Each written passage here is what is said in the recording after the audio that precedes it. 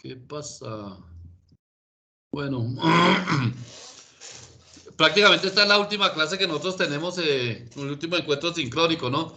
Los trabajos los suben y pues para la próxima clase vamos a tener la disertación sobre las notas, por si hay alguna consistencia, algún cambio, alguna cosa y ya subirla para que puedan ustedes tener sus definitivas.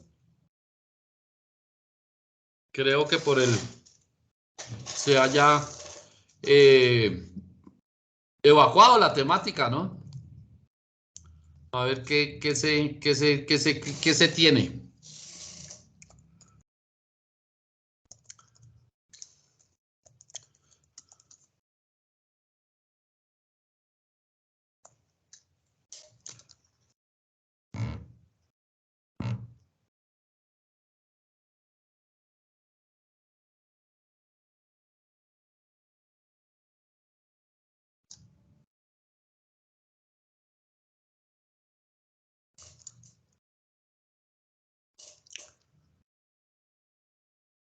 Listo. ¿Han tenido algún inconveniente con asunto del trabajo? ¿Alguna inconsistencia? ¿Se han podido ubicar los grupos ya que sea para terminar? No, señora, ningún inconveniente. ¿Todo bien, Diego? Buenas noches, ¿cómo estás? Buenas noches, bien, no, todo normal y ya se subió a la plataforma. ¿Ya lo subieron? Sí, señor. Ah, excelente, excelente, Diego, muy bien. Bueno, el día de hoy vamos a tocar un tema que se relaciona con los conceptos de lo que es una obligación. Entonces, ¿qué es una obligación? ¿De dónde parte ese origen etimológico? Vamos a mirar qué es la obligación, las clases de obligaciones que hay, definiendo qué es ese concepto, y vamos a aterrizar en las principales obligaciones que hay de hacer, de no hacer, pero ¿cuál es la identidad propia de esas obligaciones? El contrato. Entonces, vamos a ver qué es un contrato, que es como la fundamentación, porque es que teniendo ustedes claridades con relación a ese concepto ya van a poder abordar temáticas en negocio jurídico, en la misma introducción al derecho, en muchos factores, ¿cierto? Entonces, una obligación, según las definiciones que flotan en el ámbito jurídico, pues es aquello que una persona está forzada, está obligada a hacer, que puede tratarse de una imposición legal, de una exigencia moral, ¿cierto? Por ejemplo, pagar los impuestos es una obligación de todos los ciudadanos. Yo puedo decir, si yo tuviera una empresa, podría decirle a uno de mis empleados, si usted quiere seguir trabajando en mi empresa, tiene la obligación de llegar puntual en las mañanas, ¿no? Entonces, ayudar a los resultados más necesitados es una obligación de todos los que tenemos la suerte de tener el trabajo. Entonces, esa situación es una obligación que es de un concepto, ¿no? Entonces, realmente, ¿qué es una obligación? Es algo que debe ser imperioso de una necesidad de realizar algo para beneficio de algo o de alguien. ¿Listo? Entonces, la obligación puede ser, es un vínculo que lo lleva a uno a hacer o a abstenerse de hacer algo, porque hay obligaciones también de no hacer, ¿no? Que tienen que ser fijados por la ley mediante ¿qué? Mediante una normativa. Hay países, por ejemplo, que ahorita que vienen estos comicios donde es obligatorio, por ejemplo, cumplir con el voto, ¿ya? Es una obligación de todos los ciudadanos cumplir con esos requisitos. Entonces, si una persona está obligada, pues tiene que hacer eso, ¿ya? Entonces, en el derecho, en el ámbito del derecho, existe lo que se conoce como en el nombre de una obligación jurídica. Es un término jurídico que se emplea pues para referirse a esa relación, a ese vínculo jurídico que se establece entre dos personas, un acreedor, un deudor, ¿cierto? Es estar unidas, se hace vital que exista un mecanismo de unión entre estas dos personas. ¿Por qué? Porque al cabo de todo tiene que haber un cumplimiento ante una prestación de alguien. Entonces, el concepto partiendo de ahí en concreto, digamos, tendríamos que establecer que una obligación, ¿sí? Puede ser de varios tipos. Entonces tenemos una obligación de pluralidad de sujetos o conjunto de solidarias.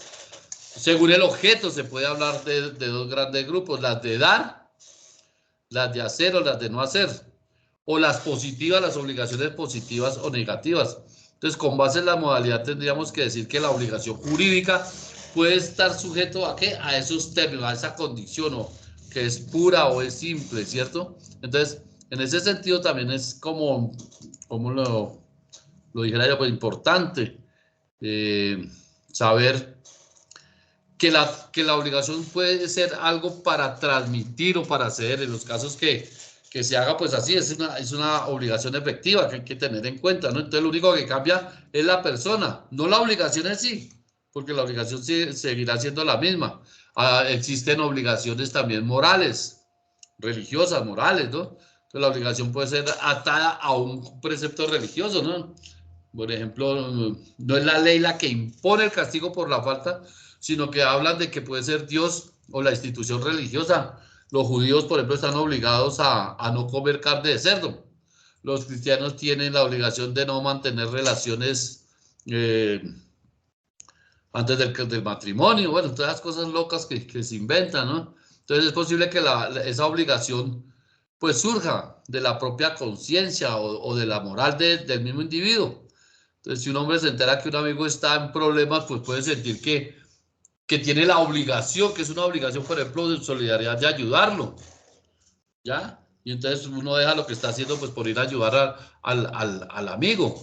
Eso digamos que son las definiciones en abstracto de lo que es una obligación. Y entonces toda obligación, pues será pura, será simple, es decir, aquella obligación con efecto inmediato, inminente, exigible, desde el momento en que, mediante la autonomía privada de las partes, porque es consensuado, ¿cierto?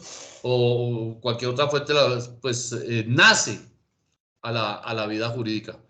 Cuando no se dan de esa forma, pues se considera que la obligación está sometida a modalidades, a circunstancias especiales, acontecimientos que pueden ocurrir o no pueden ocurrir, que modifican tanto el nacimiento, la extinción, el ejercicio, la exigibilidad de una obligación, ¿no? Entonces, la modalidad es una de las excepciones a la norma general, porque toda obligación es pura y simple.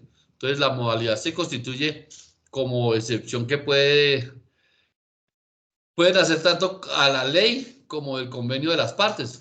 Entonces, porque puede ser algo normado o puede ser simplemente un acuerdo de voluntades entre las partes, como vamos a mirar lo que es la definición de los contratos un poquitico más adelante. Entonces, digamos que haya acuerdos que se insertan dentro de una obligación para modificar, digamos, los efectos.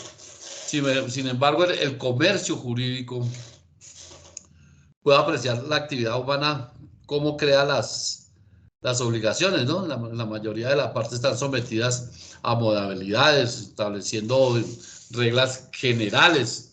Entonces, es de parte de la exigibilidad de un pago entre una persona que presta un servicio o alguien, es que operan en los centros de llevar a cabo ese tipo de acuerdos. Entonces, ese tipo de obligaciones son las que se deben de tener. Hay obligaciones de plazo, ¿sí? El plazo o el término está compuesto por dos elementos que son hechos, que son a futuro, y que si la certeza que existe respecto a ese, ¿cierto? Uno puede ver a ver si me acuerdo qué artículo es. El artículo 1551.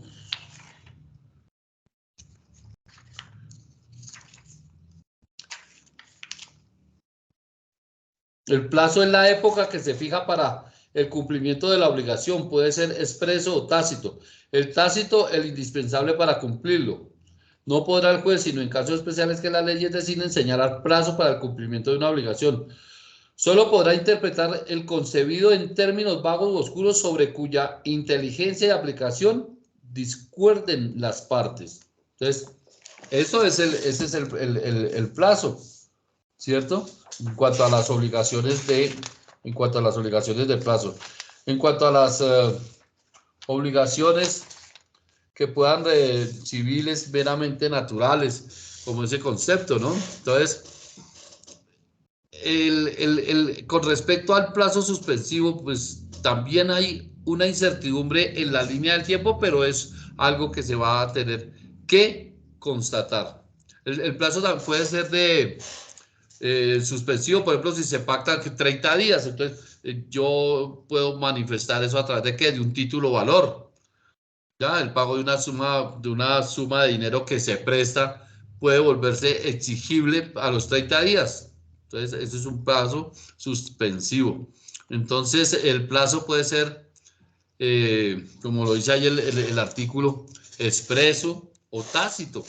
Entonces, el plazo legal para definir, por ejemplo, lo que son los intereses. Acuerden, por ejemplo, ustedes en un título valor como los intereses hay de dos formas, ¿cierto? Los intereses de plazo y los intereses moratorios.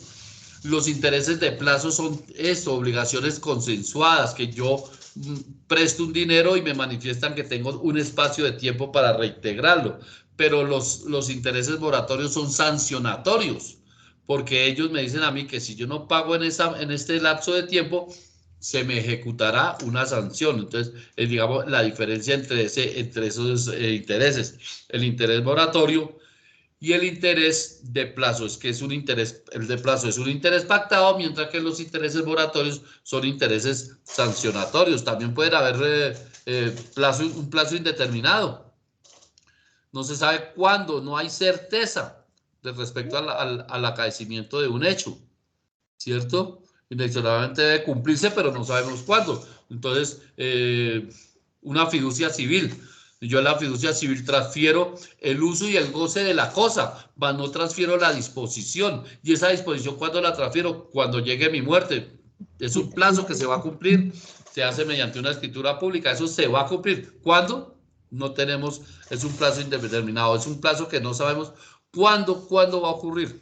Entonces, la clasificación, digamos que en cuanto a eso es el plazo resolutorio, el cual libera hacia el futuro al deudor una obligación pactada, y el plazo suspensivo, que es el que tiene una suspensión o digamos que tiene un espacio en la línea del tiempo para para eso. Y el acreedor no puede exigir el pago de la obligación antes de haber expirado ese plazo, ¿ya? Porque si se pacta eso, quedará pactado por escrito y en primer lugar, cuando el deudor se haya constituido, digamos, en mora o algo, es que se puede ejecutar. Mientras tanto, no, porque es un plazo consensuado.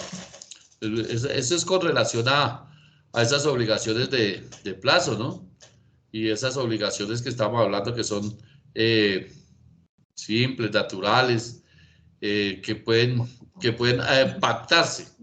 Entonces, la caducidad del plazo se da una vez el deudor haya sido declarado en mora. Entonces, cuando ya llega ese momento, entonces hay una mora y entonces ya se puede ejecutar un plazo.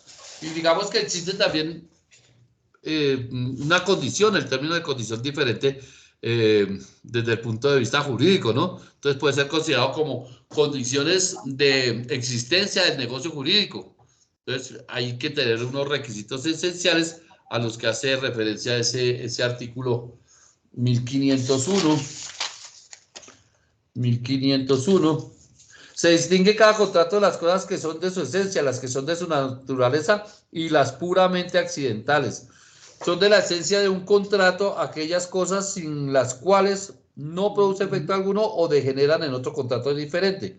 Y son de la naturaleza de un contrato las que no siendo esenciales en él se entienden pertenecerle sin necesidad de una cláusula especial. Y son accidentales a un contrato aquellos que ni en esencia ni naturalmente le pertenecen y que le agregan por medio de cláusulas especiales. Entonces, esas son cláusulas que se tienen, ¿no? ¿A quién se le prendió el micrófono? Olga Vizcaíno. Olga, por favor. Sí, profe, qué pena, profe. Tranquila, no, Olguita, no te preocupes, tranquila.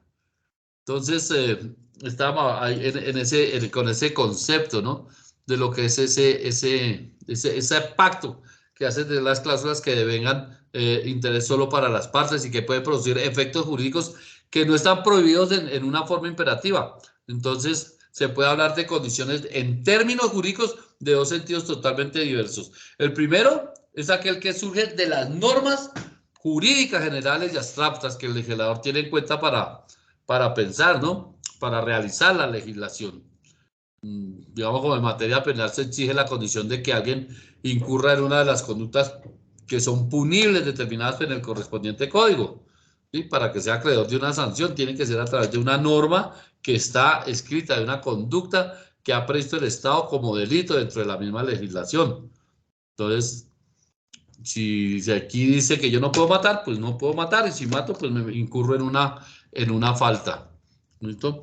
Entonces, la obligación hace referencia a un hecho o a un acontecimiento futuro e incierto que depende de la consolidación, de la extinción de un derecho. Entonces, la condición es entonces formado por esos dos elementos, ¿no? El primero es un hecho futuro y el segundo es la incertidumbre del mismo. La condición es un hecho que tiene que cumplir, pero es un hecho futuro que es incierto. Entonces, es pura y simple.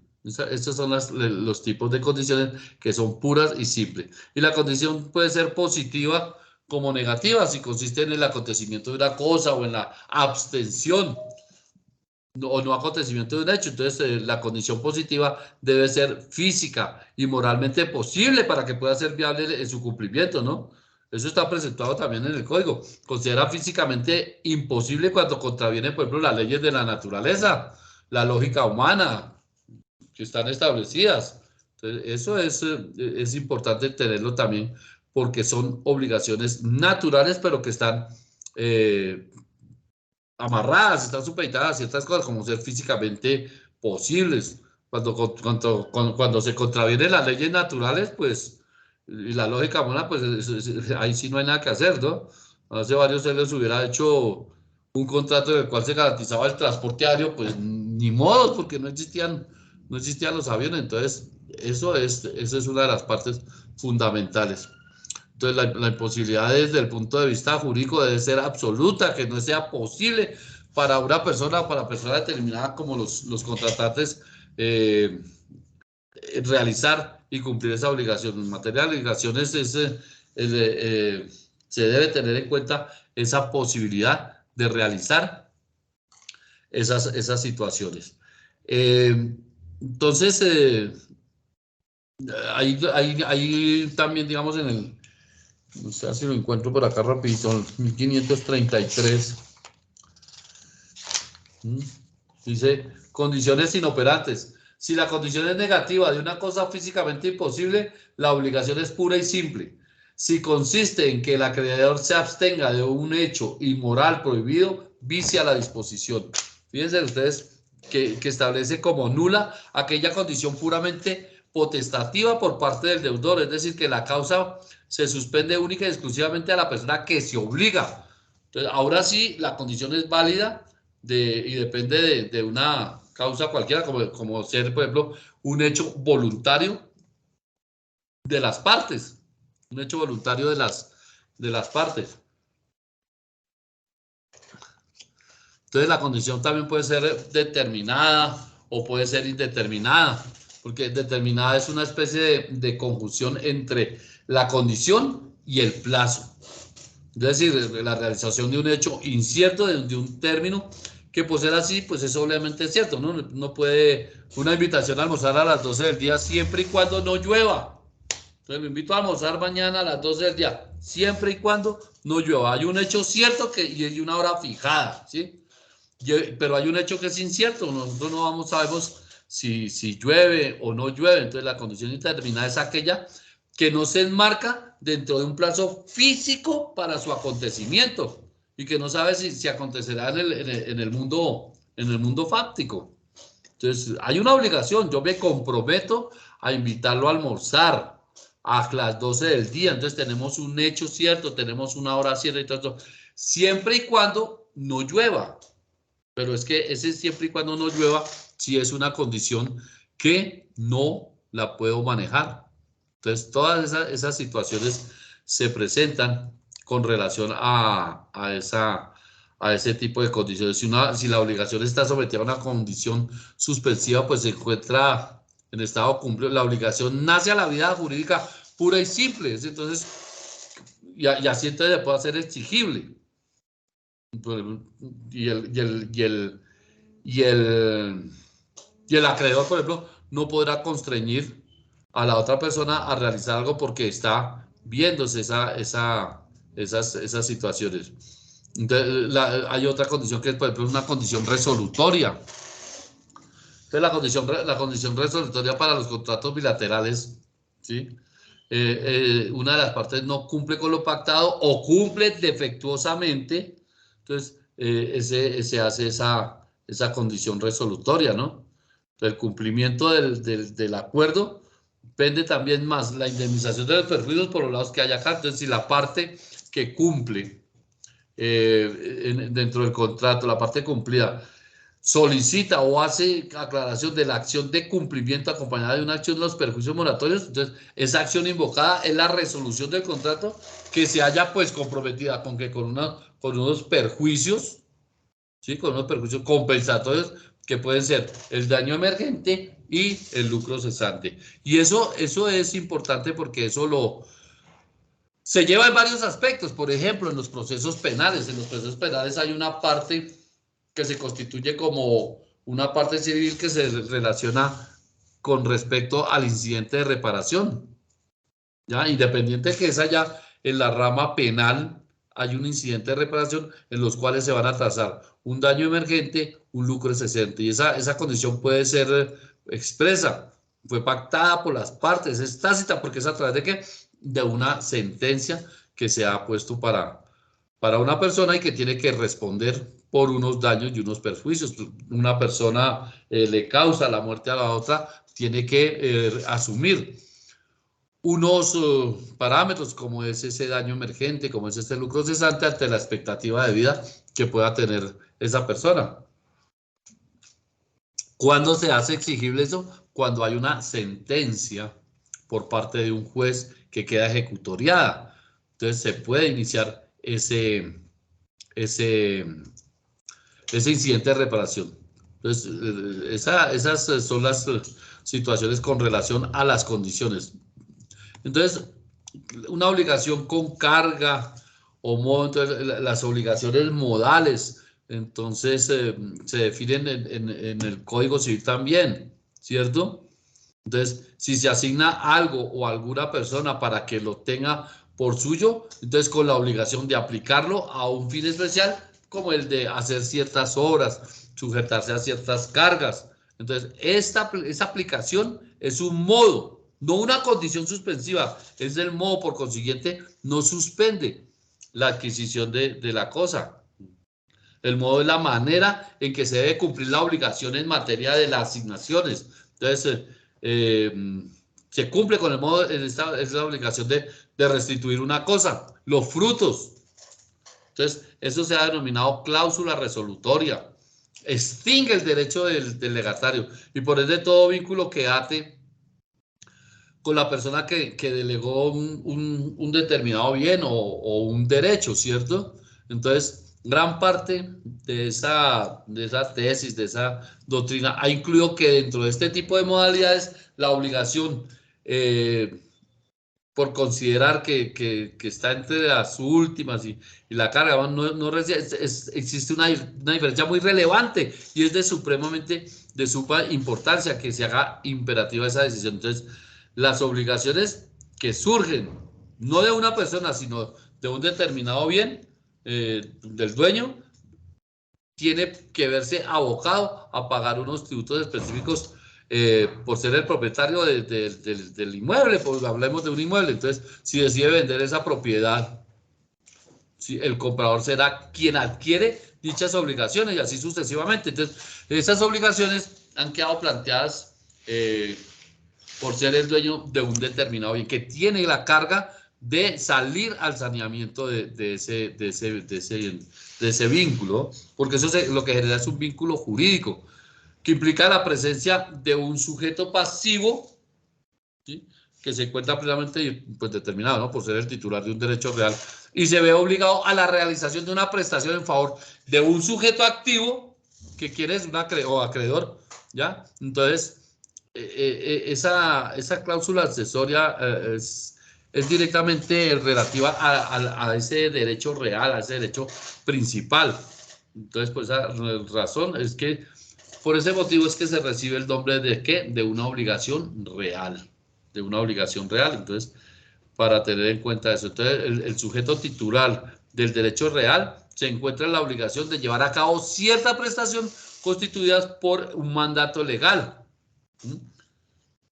No hay una lista legal de cuáles son las obligaciones de este tipo, ¿no? Pero a través del articulado del Código Civil uno puede establecer eso. El artículo 855, por ejemplo, establece todos los derechos del usufructuario, ¿sí?, que debe soportar cargas periódicas, las pensiones, los cánones. Eso está normado.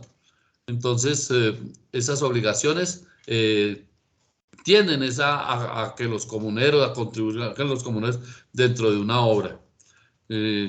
Digamos que en líneas generales, eso con relación a las obligaciones de ese tipo, de modo. Pero las obligaciones pueden ser positivas o pueden ser negativas. Entonces, se consideran obligaciones positivas aquellas cuya prestación es dar o hacer, ¿sí?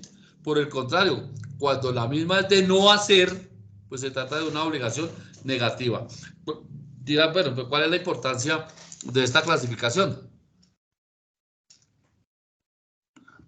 Es porque la mayoría de figuras tienen cabida en esas obligaciones positivas. La mora, por ejemplo, solo puede darse en las obligaciones positivas. Es un tipo de obligaciones en que el acreedor, ante el incumplimiento del deudor, puede pedir tanto los perjuicios compensatorios o moratorios, ¿sí? En cambio, la obligación negativa solo puede exigir pues unos perjuicios compensatorios. Entonces, una obligación de hacer es positiva. La obligación positiva de hacer consiste bien sea en la ejecución de una prestación positiva que implica la prestación de, de un servicio, la entrega de una cosa cuando se transfiere el dominio. Entonces, miremos por ejemplo el artículo 1610. Miremos el artículo 1610.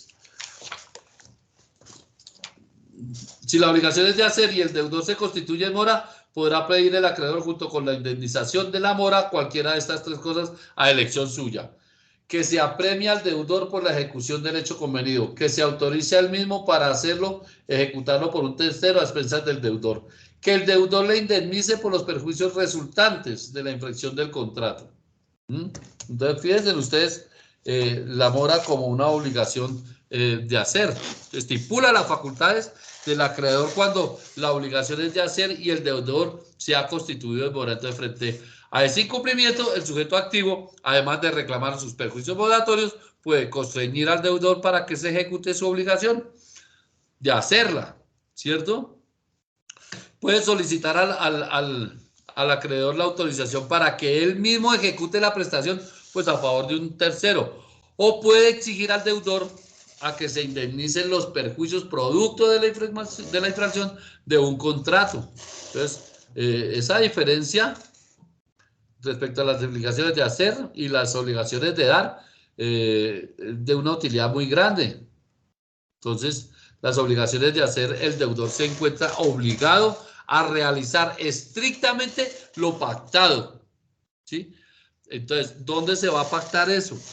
¿Dónde se va a pactar eso? ¿A través de qué? De un contrato. Entonces, por eso es que los contratos en principio deben ejecutarse de buena fe y por lo tanto obligan no solo a que ellos hacer lo que en ellos se expresa, sino a todos aquellos que se emana de la naturaleza de esa obligación. Pertenece a ella, por ejemplo, un contrato celebrado en una empresa con un consumidor, por más que al momento de la venta de un artículo, de un bien, no se señala expresamente, este debe estar en buen estado. Se desprende de la misma naturaleza del contrato que debe serlo, ¿no? Entonces, una obligación de hacer presupone todo lo pactado por las partes como aquello que se infiere en la prestación a realizar. Entonces, pero ustedes han escuchado que hay las obligaciones de no hacer. Entonces, la obligación de no hacer consiste, ya como en una abstención, en una omisión a la que el deudor se ve obligado, ¿no? Entonces, es la inhibición por parte del sujeto pasivo a ejecutar un hecho previamente determinado. Si no es que está dentro de un pacto entre las partes, el deudor podrá realizar plenamente los hechos a los que ha renunciado. El Código Civil también establece que cuando se ha contravenido una obligación, que cuando se ha contravenido una obligación de no hacer y la cosa no puede deshacerse, tendrá derecho el acreedor a la indemnización de los perjuicios. Ya es factible que se haga pues, la destrucción de las mismas cosas si es necesario para que pueda cumplirse el objeto del contrato. Entonces, el acreedor estará facultado, tendrá la potestad para forzar al deudor a deshacerla o podrá pedir la autorización para hacerlo, pues, lógicamente a expensas de quién, del deudor. Entonces, si el acreedor destruye o deshace la obra que claramente el deudor estaba en obligación de no ejecutar, sin comunicarle al deudor o sin obligarle judicialmente, será este el que asuma los gastos, ¿no? Y muy probablemente se verá obligado a pagar una indemnización de ejecutar un hecho prohibido por la norma si se considera que el objeto del contrato puede cumplirse por otros medios, es decir, sin necesidad de destruirse la cosa, el deudor que se acoja o que se allane a prestarlos, pues podrá ser oído. Entonces, esas digamos que en cuanto a las obligaciones de hacer y de no hacer, ¿no? Entonces, hay obligaciones de cuerpo cierto, que también son, pues, importantes, obligaciones de género. Entonces, están las obligaciones, podrá exigir el deudor una cosa específica o individualizada. El deudor podrá liberarse de la obligación entregándole al acreedor un objeto cualquiera del género pactado siempre y cuando ostente una calidad que esté dentro de lo pactado, por lo menos una mediana calidad, ¿no? Entonces es el deudor quien tiene el derecho de elección de la cosa, elección que no puede salirse del género estipulado. En ningún momento podrá el acreedor aspirar a que la elección de la cosa esté a cargo suyo, ¿cierto? Pero tiene la facultad, el acreedor, no puede ser arbitraria tampoco. Debe ser justo, medio, desde el interés del acreedor y el propio. Esas son las condiciones que se hablan, ¿no? Entonces, llamadas obligaciones de género limitado por ahí, pero eso no es una situación así. Y hay obligaciones dinerarias y de valor. Entonces, las deudas en dinero, en general, son aquellas que tienen, pues, como finalidad entregar, dar una suma de dinero. Entonces se constituye el dinero como el bien de mayor relevancia en el tránsito jurídico, es decir, sobre él es que se soporta todo el factor de la obligación. El dinero como bien tiene la finalidad de acrecentar un patrimonio, el patrimonio de una persona. Entonces ya es susceptible de producir frutos civiles mediante la explotación por medio de la realización de un negocio, de inversiones. Entonces, el dinero es el bien a través del cual se pueden extinguir las obligaciones que se han adquirido con relación a esa situación.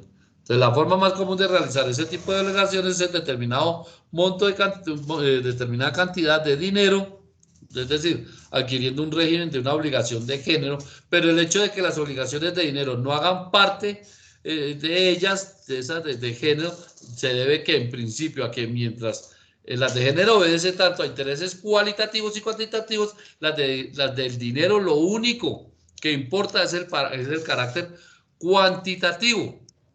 Por esa razón es que se incluyen dentro de un régimen especial las obligaciones dinerarias digamos que en términos de los grandes doctrinantes, son esas que son deudas, es decir, que está en la obligación de devolver la misma cantidad recibida y que solo poseen un valor nominal, ¿sí? Eso significa que el acreedor debe conformarse con la cantidad que se le entrega al cabo de un plazo, sin importar si el dinero se ha devaluado. A mí me prestan 5 millones de pesos a 3 meses, digamos así, sin intereses. Yo tengo que reintegrar esos 5 millones de pesos en 3 meses. ¿Y qué pasa?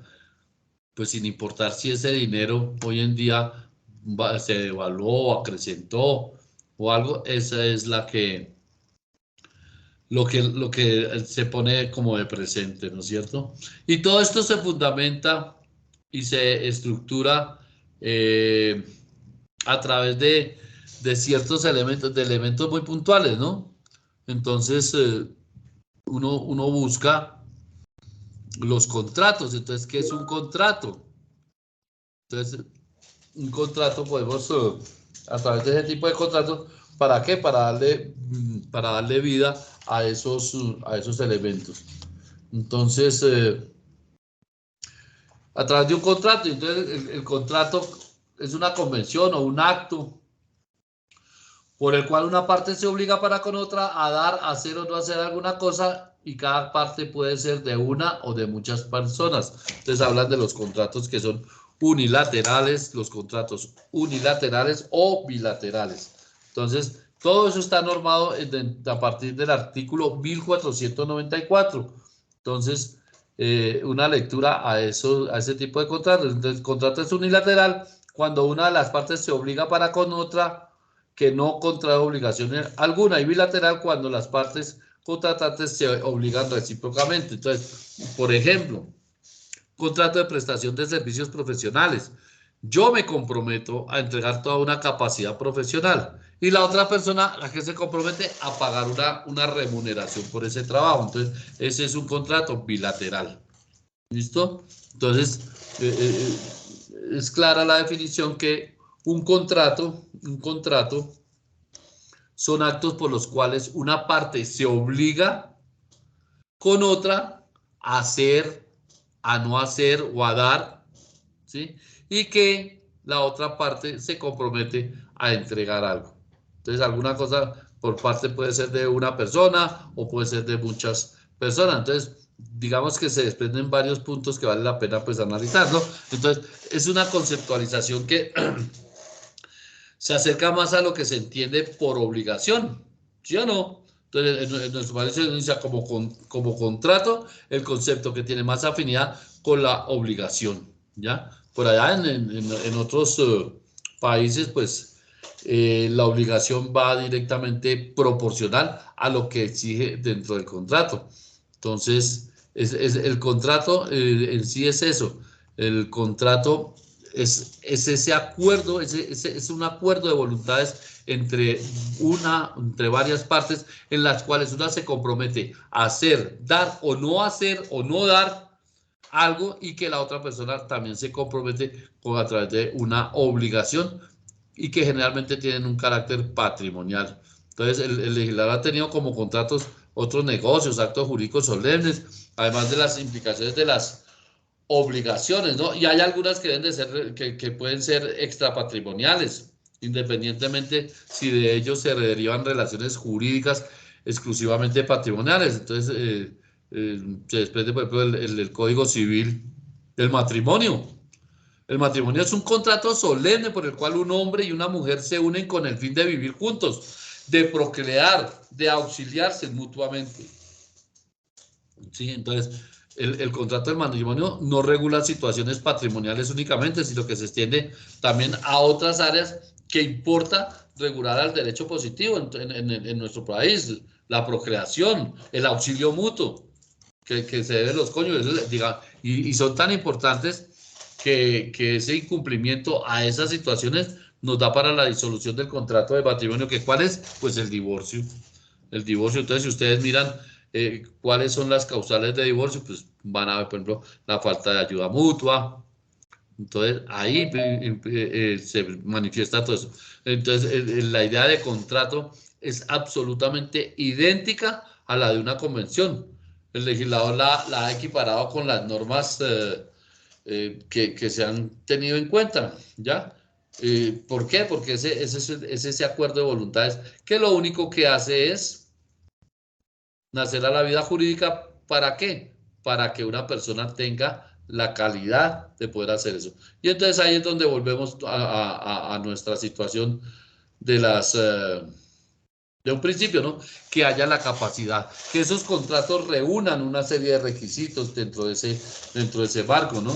Entonces hay unos contratos que son los elementos, entonces los contratos esenciales no producen efecto alguno o degeneran otro diferente, entonces son contratos esenciales. Tenemos los contratos por naturaleza, tenemos los contratos accidentales. Entonces, de la naturaleza, pues lo que no siendo esencial se entiende perteneciente sin necesidad de una cláusula especial. Y los accidentales, los que ni esencial ni naturalmente le pertenecen, se agregan por medio de una cláusula especial, pero siempre y cuando, ¿por qué? Por voluntad de las partes. Entonces, acuérdense que para que exista ese contrato, tiene que llenar unos requisitos, tiene que llenar unas modalidades, tiene que ser sobre algo lícito, tiene que tener una causa lícita. Entonces, esos contratos es lo que se lleva también a hablar de esas situaciones que sean consensuales, reales, solemnes. Porque en los momentos en que se perfeccionan los contratos pueden ser consensuales, reales o solemnes. Entonces, los consensuales son esos que nacen a la vida jurídica con el solo acuerdo de voluntades por las partes, ¿ya?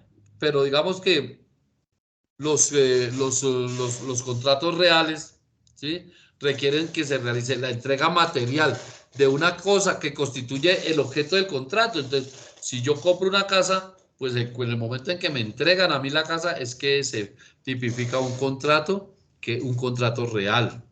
Un contrato real. Y los solemnes, pues son aquellos que por mandato expreso de la ley requieren de una o de varias solemnidades para perfeccionarse. Digamos que el acto de una compraventa, cómo se solemniza a través de una escritura y cómo se solemniza ya ese contrato de la transmisión de ese goce, uso y disposición de ese inmueble a través de la inscripción en la Oficina de Instrumentos Públicos. Entonces, esos son los contratos. Y cuando hablamos de esos contratos unilaterales o bilaterales, pues un contrato se considera bilateral cuando ambas partes se obligan, a, a llevar adelante las situaciones del contrato. Ambas partes se obligan, porque si se obliga solamente una, entonces pues sería un contrato unilateral. Entonces, la importancia de esta clasificación radica en que los contratos bilaterales, las prestaciones de ambas partes, tienen una relación de equivalencia que, como ya se ha hecho tantas veces, sí, faculta a la otra parte que ha cumplido una prestación a exigir a la parte incumplida la resolución del contrato o la ejecución de los mismos, ¿no? Desde el mismo contrato. Entonces, los compromisos unilaterales, pues ellos hacen referencias a declaración de voluntades, pero que son autónomas. Las hago yo dentro de un mandato legal, dentro de una capacidad que tengo yo. Entonces, esa situación son actos unilaterales porque siempre van a requerir por lo menos una voluntad cuando sus efectos en cuanto a la persona para que estén obligados a hacerlo. Entonces, ya un derecho voluntario de las personas que se obligan como la aceptación de una herencia, por ejemplo. Entonces, esos son los unilaterales. La aceptación de una herencia obliga al aceptante a recibirla, ¿ya? Entonces, también la aceptación de asignaciones, bueno, todos esos que son de capacidad mía, que soy yo únicamente el que estoy tomando la determinación de esa condición. Entonces, digamos que eso es. Ahora, por ejemplo, la promesa de un contrato. Entonces, en nuestro ordenamiento jurídico aparece regulada la promesa de contrato. Entonces, esa está contemplada. Espérate a ver si lo encontramos acá rápido.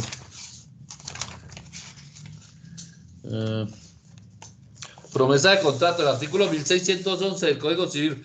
La promesa de celebrar un contrato no produce obligación alguna, salvo que concurran las siguientes circunstancias: que la promesa conste por escrito, que el contrato a que la promesa se refiere no sea de aquello que las leyes declaran ineficaces por no concurrir los requisitos establecidos, que establece el artículo 1511 del Código Civil, que la promesa contenga un plazo o condición que fije la época en que ha de celebrarse el contrato, que se determine de tal suerte el contrato que para el perfeccionarlo solo falta la traducción de la cosa o las formalidades legales. Los términos de un contrato prometido solo se aplicarán a la materia sobre que se ha contratado.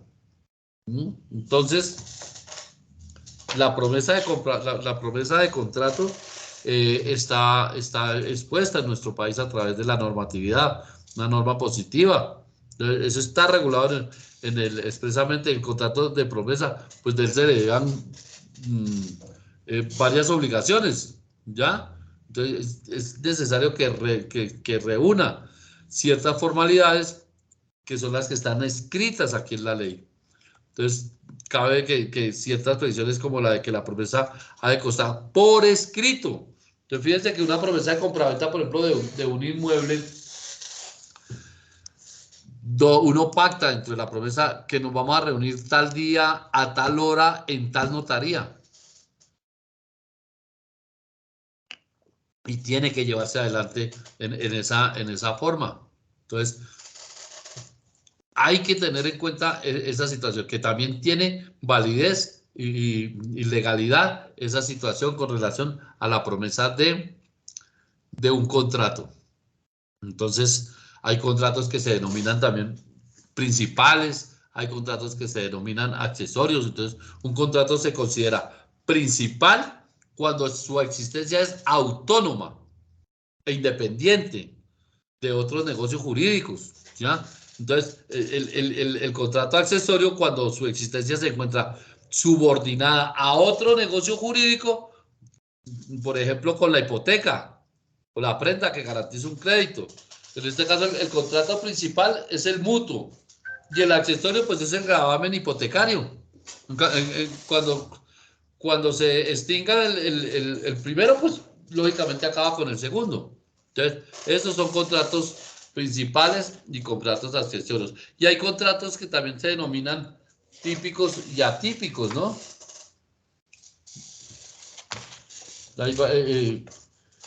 Ustedes pueden estudiar el cuadro de las características de los contratos. Entonces, es bilateral, que los contratos son bilaterales, que el contrato es oneroso, que es conmutativo, que es consensual, que es de libre discusión, de tracto sucesivo y que es atípico. Entonces, pero los contratos típicos son aquellos cuyos elementos esenciales se encuentran regulados en la ley de forma integral, sistemática. Si eso no ocurre, el contrato es atípico, ¿ya? Entonces, si tenemos algo, pues es un contrato típico. Si no está esto, pues es un contrato atípico. ¿Y para qué por qué es importante esta clasificación? Porque dentro del marco jurídico se expresa la determinación que es aplicable a los contratos atípicos, que carecen de normas, entonces se llevan de una forma que los vacíos se pueden tener. Entonces, dejan a las partes unas estipulaciones contractuales, ¿cierto? Diferentes. Entonces, no es de fácil, que atípico y atípico, no, eso tiene unas influencias muy importantes, porque están dentro de una pirámide normativa que es aplicable a ellos. Entonces, un contrato es conmutativo cuando se conoce el alcance de las prestaciones de ambas partes, que se considera equivalente.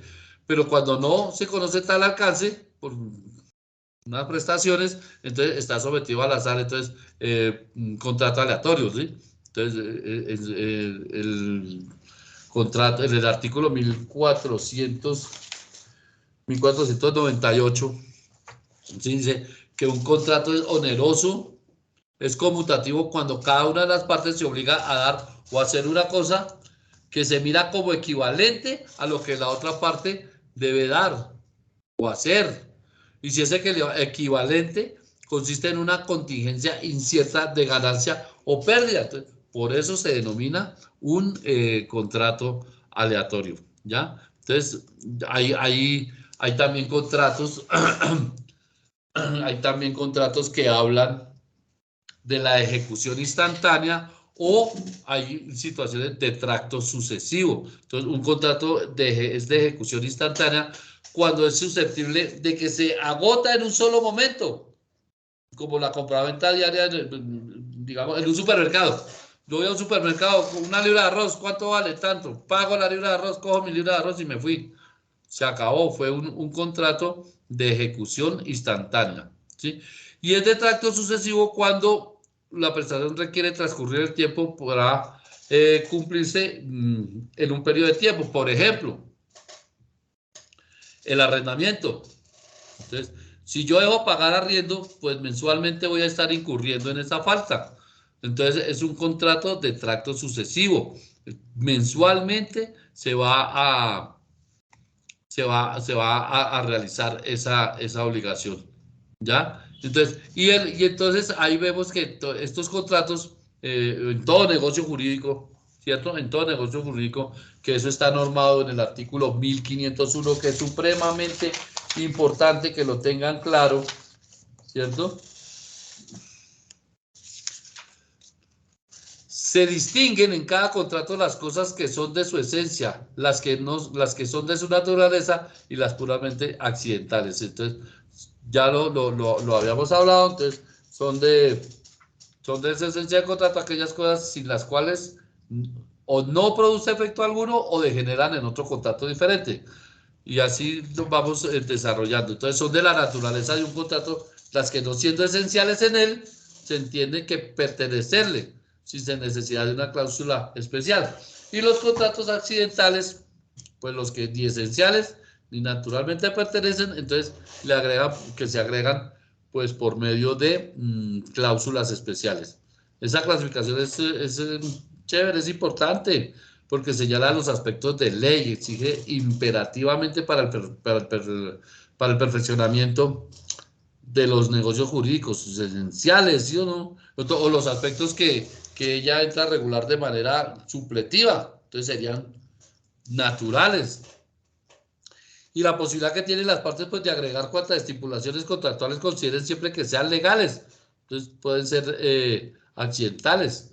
Entonces, cuando se habla de contratos, es necesario distinguir todas estas clases de elementos que bien podrían explicarse como requisitos pues, de esas etapas de eficacia, ¿no? Entonces, busca establecer el contrato si nació a la vida jurídica, si el mismo es válido de acuerdo con las normas, con el ordenamiento jurídico y por último, si los efectos son oponibles a terceros. Entonces, tenemos que los elementos de la existencia de un contrato, también lo llaman elementos esenciales, son los necesarios para que el contrato nazca a la vida jurídica. Entonces, los elementos de validez que hacen referencia a las condiciones requeridas de cada uno de los elementos de existencia para que el contrato se encuentre adecuado a la ley y sea susceptible de alguna sanción por alguna ineficacia, por alguna nulidad. Entonces, y cuando hablamos de esos elementos de oponibilidad, que son los necesarios para que el contrato pueda surtir unos efectos frente a terceros, es decir, que frente a sujetos distintos de las partes tenga esa validez.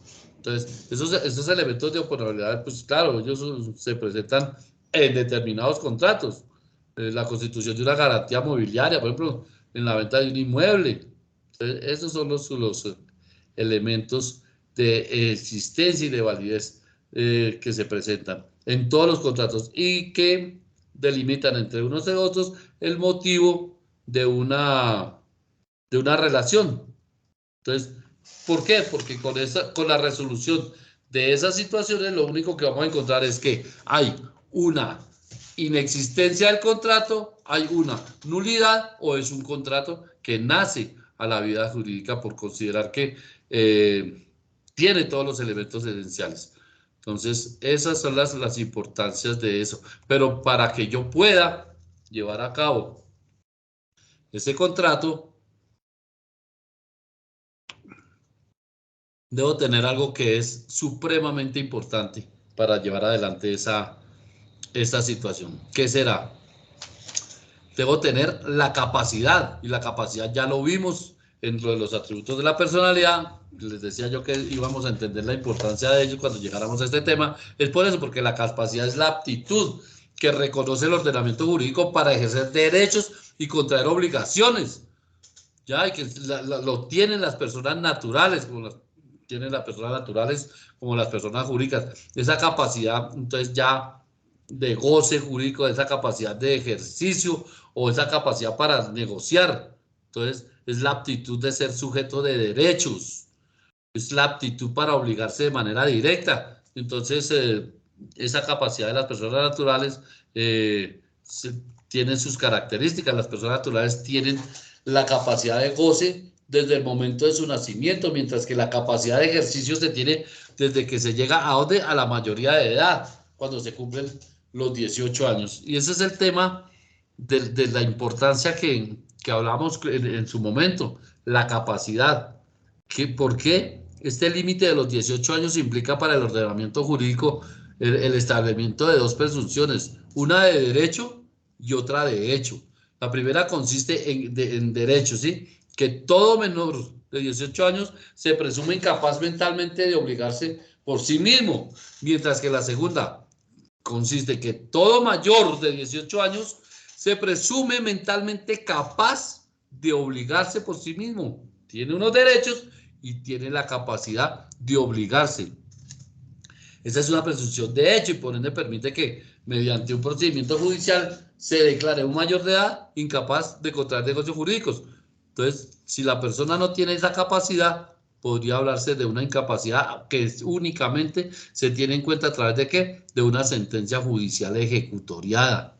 La incapacidad proviene, la incapacidad desde el nacimiento, todas las personas contamos con capacidad de goce, pero en cuanto a la capacidad de ejercicio, como les digo, a partir de los 18 años, pero pueden ser incapaces atendiendo a su edad, pero también a qué, a su estado mental, ¿ya? Entonces las personas entre 0 y 12 años que se denominan niñas y niños, ¿sí?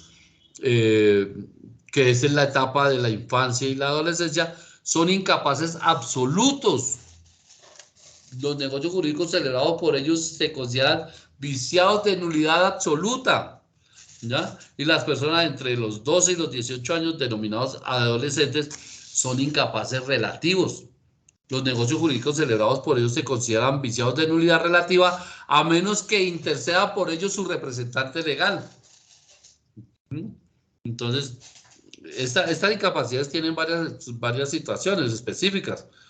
El matrimonio, el testamento, el reconocimiento de hijos extramatrimoniales, la administración de un patrimonio diferente. Son negocios jurídicos que, a pesar de ser celebrados directamente por un adolescente mayor de 14 años, son válidos en virtud de ¿qué? De que son fenómenos que concurren con frecuencia en la realidad social.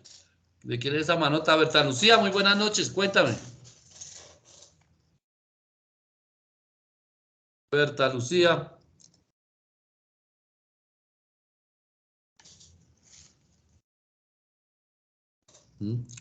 Por otra parte, digamos que las incapacidades a causa del estado mental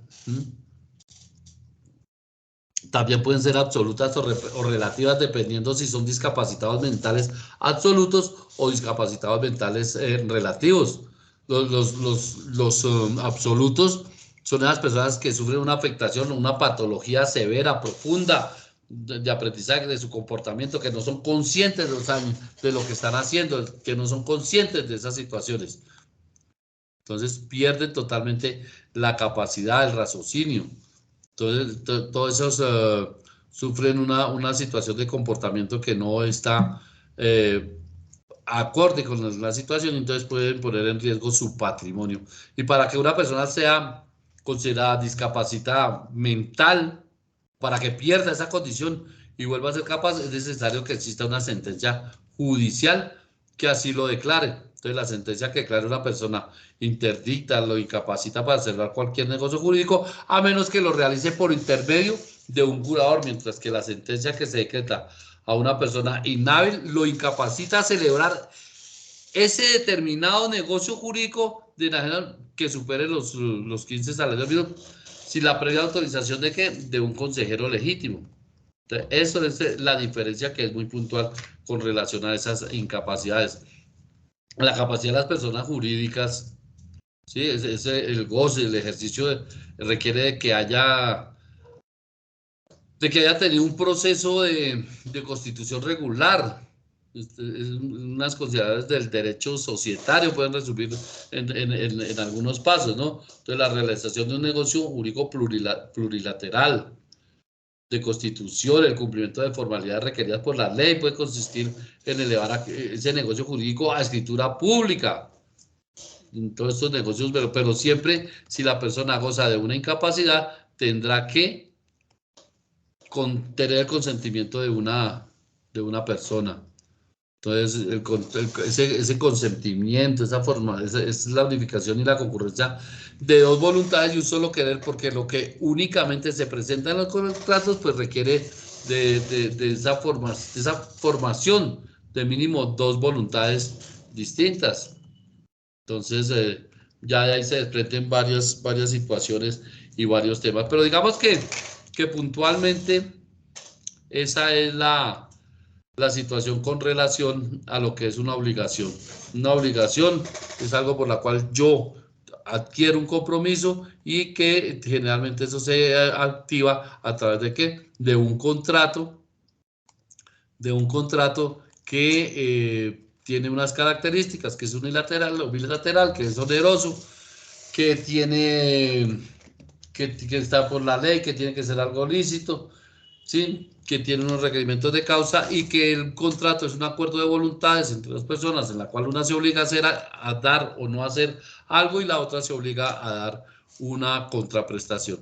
En sentido general, esa es la temática con relación a esas situaciones y que puntualmente esas están contemplados en el libro cuarto, título primero de las obligaciones en general y de los contratos de nuestro Código Civil, el cual muy seguramente ustedes ya lo habrán leído y lo tendrán mucho más claro.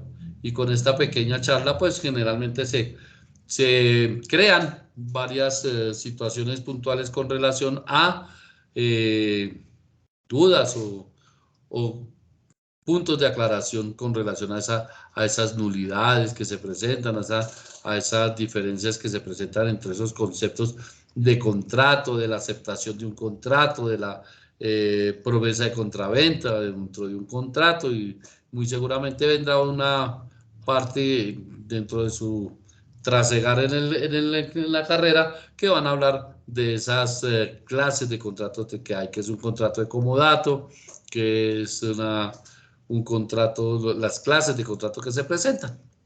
Eso es con relación a la charla que teníamos para el día de hoy. Entonces, creo que no hay alguna manifestación, alguna situación con relación a esa pequeña charla de los contratos, que la diferencia entre un contrato gratuito, hay contratos que pueden ser gratuitos, un contrato oneroso. Entonces, un contrato aleatorio, conmutativo, los vivos, cuáles son los elementos de ese contrato, entonces, para que vayan ampliando con esas lecturas. Bueno, queridos y apreciados amigos, con relación, vuelvo y les reitero, cualquier situación con relación al trabajo, por favor escriban, no hay ningún problema, miren a ver cómo hacen con ese asunto de los grupos y por favor, en la próxima clase pues ya les tendré ya sus notas listas para que las revisemos, las miremos y de una vez podamos subir esas notas a la plataforma con la situación de que podamos finalizar esta charla. En la próxima charla, de pronto, un par de minutos, vamos a hablar sobre el objeto lícito, la declaración y qué es una declaración de voluntad dentro de los contratos. ¿Alguna situación especial, algún comentario que alguno quiera presentar? Mi doctor, una pregunta. Quería saber si nosotros como estudiantes podemos llevar trámites en un juzgado por menor cuantía. Sí, claro, hay una tarjeta provisional y pero ¿qué pasa? El requisito sine qua non es que ustedes ya estén trasegando por los lados de los consultorios jurídicos.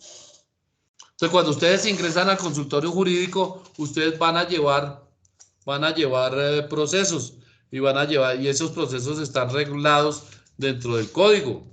Se pueden llevar procesos de mínima cuantía, conciliaciones. Hay un amplio espectro de situaciones que los acojan, pero estando en el consultorio jurídico. Usted, por ejemplo, va a una audiencia y se presenta, Luis Alberto Blanco, estudiante de Derecho de la Universidad tal, con la respectiva autorización para poder tener el jus punendus, que es el derecho que nos dan a nosotros los abogados para poder representar los intereses de una persona. Pero como estudiante, sí, señor, puede llevar cuando esté en consultorio jurídico. Cuidado, muchachos, hay un dicho por ahí que es cierto y que todos pasamos por eso. Cuando uno es estudiante, es abogado, y cuando es abogado, es magistrado. Entonces, pero hay que tener mucho cuidado, porque una mala asesoría puede terminar, digamos, en una queja ante el Consejo Superior de la Judicatura. Consejo Superior de la Judicatura, la sala disciplinaria enfoca con relación al estatuto del abogado, pero ¿qué pasa? Que no los van a sancionar porque ustedes no son abogados, pero sí los van a esperar a que salga la tarjeta y pues imagínense salir uno con la tarjeta sancionada. ¿Por qué? Porque de pronto una mala asesoría podría presentarse para esa situación. ¿Listo? Hay que tener mucho cuidado con eso. Bueno. Listo, doctor, gracias. Con mucho gusto, Kevin. Entonces, muchachos, pendientes de su trabajo, pendientes el tema para el día de hoy de la asistencia es obligaciones y contratos para finalizar nuestro espacio ustedes ya están en proceso de iniciar nuevo módulo, ¿no es cierto? Entonces, para que tengan en cuenta eso. Entonces, muchachos, muchas gracias, muy amables. Nos veremos en el próximo lunes muy temprano. ¿Listo? Suban esos trabajos con tiempo. Buena semana, que estén muy bien.